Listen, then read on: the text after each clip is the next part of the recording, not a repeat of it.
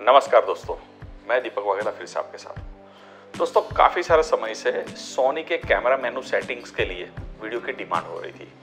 तो आइए दोस्तों, आज हम लोग सोनी का M4 कैमरा मेनू सेटिंग देखते हैं। चलिए शुरू करते हैं। सबसे पहले कैमरा में जैसे ऑन करता हूँ और मेन्यू को प्रेस करता हूँ तो मुझे जो स्क्रीन में दिखेगा वो इस तरह से कुछ दिखेगा। हालांकि आपको पता होगा M3 से इसका पूरा मेनू सेटिंग अलग है, ये नया सेटिंग है। पहले पिंक कलर में एक नंबर में आएंगे। सबसे पहला ऑप्शन है इमेज क्वालिटी। इसके अंदर आते हैं। जैसे इसके अंदर एंटर होते हैं हमें दो चीजें देखने को मिलती है, एक जेपीजी और दूसरा है HEIF फाइल फॉर्मेट। दोस्तों, जेपीजी से हम लोग बहुत वाकिफ है, जेपीईजी में हम लोग बहुत सारा काम कर चुके हैं, लेकिन सोनी ने HEIF नया फाइल फॉर्मेट उसमें इंट्रोड्यूस किया है, जिसमें से 4GM 2GM 0 4GM 2GM 2 मतलब कि 10 बिट तक की इमेज आप कैप्चर कर सकते हो। अब क्या फर्क पड़ता है उससे? तो दोस्तों, HEIF जो फाइल फॉर्मेट है वो जेपीजी से आधी साइज में होती है। मतलब कि समझ लो मैंने 33 मेगापिक्सल में इमेज कैप्चर कर ली, लेकिन उसकी फाइल साइज समझ लो 20 MB हो रही है, लेकिन अगर मैं HEIF में अगर उसको कैप्चर करता हूँ तो वो 10 MB के आसपास बन जाएगी। मतलब कि मेमोरी कार्ड में काफ़ी ज़्यादा इमेज में स्टोर कर सकता हूँ। हालांकि इसका ये अभी ड्रॉबैक है कि अगर जिसके पास पुराना विंडो होगा या ऑपरेटिंग सिस्टम पुरानी होगी, उसमें ये शायद प्रीव्यू नहीं करती है। इसके लिए आपको एडोब लाइटरूम खोलना पड़ेगा, इंस्टॉल करना पड़ेगा, या फिर आपको सोनी का जो ओरिजिनल सॉफ्टवेयर है इमेजेज, उसमें इसको रन करना पड़ेगा। अदरवाइज आप इसको देख नहीं पाओगे। आगे बढ़ते हैं दोस्तों। इमेज क्वालिटी सेटिंग मतलब कि हमारी जो जेपीजी है, रॉ है, उसका सेटिंग्स कैसे करना है। जैसे ही सिलेक्ट करता हूं मुझे यहाँ पर 2-3 चीजें दिखाई देती है, जैसे कि स्लॉट 1, स्लॉट 2। फिलहाल मेरे कैमरे में एक मेमोरी कार्ड है तो मुझे इस तरह से दिखाई देगा। मैं कौन सी फाइल चाहता हूँ, जेपीजी, रॉ प्लस जेपीजी या सिर्फ रॉ। अगर मैं सिर्फ रॉ चाहता हूँ तो यहाँ से मुझे रॉ सिलेक्ट करना है, तो देख सकते हो स्लॉट में रॉ 1 हो गया। रॉ प्लस जेपीजी करना चाहता हूँ तो रॉ प्लस जेपीजी भी कर सकता हूँ। और इसके साथ साथ अगर मैं चाहता हूँ कि मेरी फाइल की साइज छोटी बड़ी हो जाए, मतलब कि मैं 33 मेगापिक्सल या 14 मेगापिक्सल या फिर 8 मेगापिक्सल यूज करना चाहता हूँ तो भी मैं यहाँ से सेट कर सकता हूँ। फिलहाल मैं इसको 33 पे छोड़ रहा हूँ और मैंने कर दिया ओके। बाहर निकलते हैं। एस्पेक्ट रेशियो, ये जो एस्पेक्ट रेशियो ये हमें रखना है 3:2, मतलब ये फोटोग्राफी के लिए है, ध्यान से दोस्तों। उसके बाद है 4GM 3, 16GM 9, 1GM 1।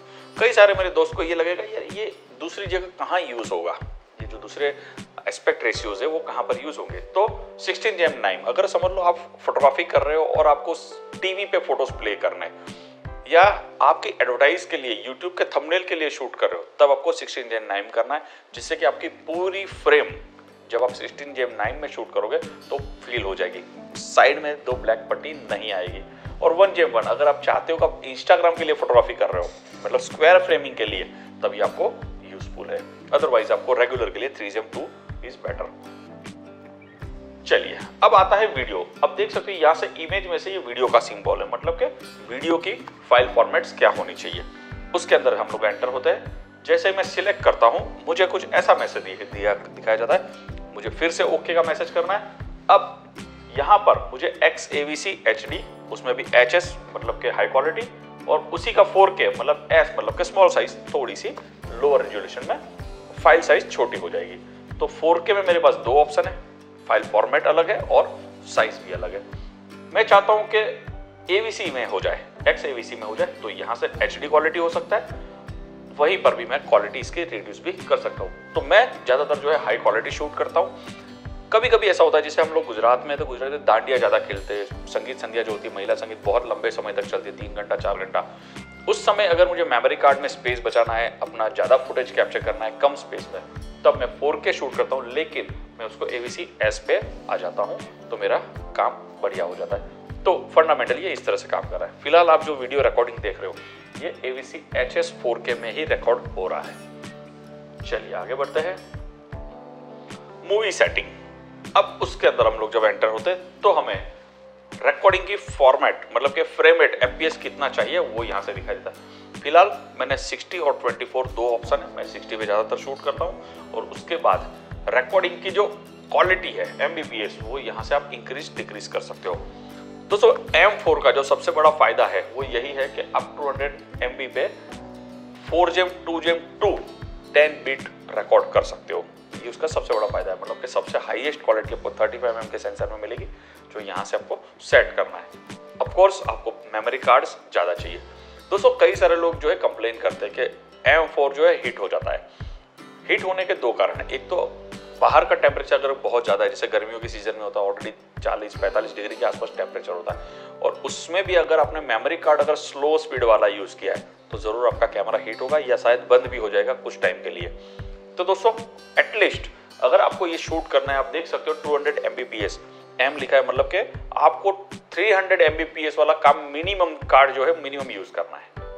At least 300 Mbps वाला मेमोरी कार्ड यूज़ करना है, करीबन 5,500-6 हज़ार के आसपास आएगा, वो यूज़ करना है। तो कैमरे में हीट होने की जो चांसेस है वो बहुत कम हो जाएंगे। तो दोस्तों ध्यान ये रखना है कि अगर आप हाई क्वालिटी कैप्चर कर रहे हो तो आपका मेमोरी कार्ड फास्ट होना चाहिए। अगर आप नॉर्मल HD शूट कर रहे हो तो कोई दिक्कत नहीं है, लेकिन हाई Mbps पे आपको शूट करना है, 4K शूट करना है, तो फास्ट कार्ड चाहिए ही चाहिए। चलिए दोस्तों आगे बढ़ते हैं। उसके बाद APS-C सुपर 35mm शूटिंग। अगर आप चाहते हो कि फुल फ्रेम में कहीं ना कहीं कभी कभी आपको ऐसा लगता है कि नहीं मैं क्रॉप सेंसर में कैप्चर करना चाहता हूँ, तो कर सकते हो। दो तरीके से होता है, इसको आप मैनुअल भी कर सकते हो, ऑन मतलब सीधा आपको ये क्रॉप सेंसर के हिसाब से आपको फ्रेम बना के दे देगा। और अगर आपने क्रॉप सेंसर वाला लेंस लगा दिया तो ऑटो का मतलब है कि कैमरा ऑटोमेटिक क्रॉप सेंसर का ही इमेज कैप्चर करेगा, पूरा सेंसर यूज नहीं करेगा।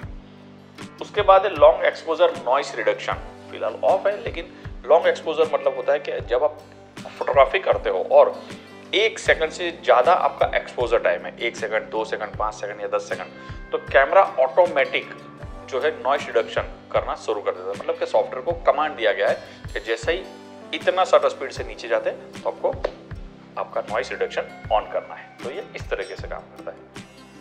उसके बाद आता है हाई ISO NR मतलब कि नॉइस रिडक्शन। अगेन कभी कभी ऐसा भी होता है कि आपको हाई ISO में काम करना है लो लाइट सिचुएशन में, तो कैमरे को स्पेशल जो सॉफ्टवेयर है वो इस तरह से रन होगा कि अगर हाई ISO है तब भी वो प्रोसेस करेगा और आपको ये नॉर्मल या हाई या लो पे रख सकते हो।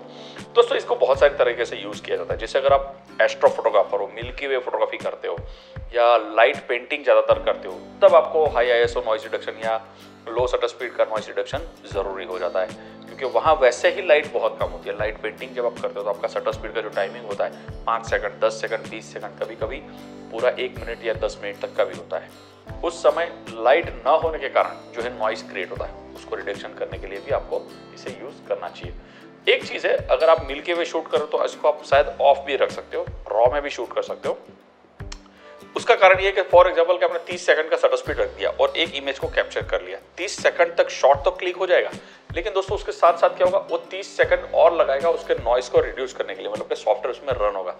तो उतने टाइम तक कई बार जो है कैमरे के प्रोसेसर के ऊपर डिपेंड है, कई बार आपका काफ़ी सारा समय उसको प्रोसेस करने में निकल जाता है। तो इसको बाद में भी कर सकते हो, वो चॉइस आपके ऊपर है। आगे बढ़ते हैं HLG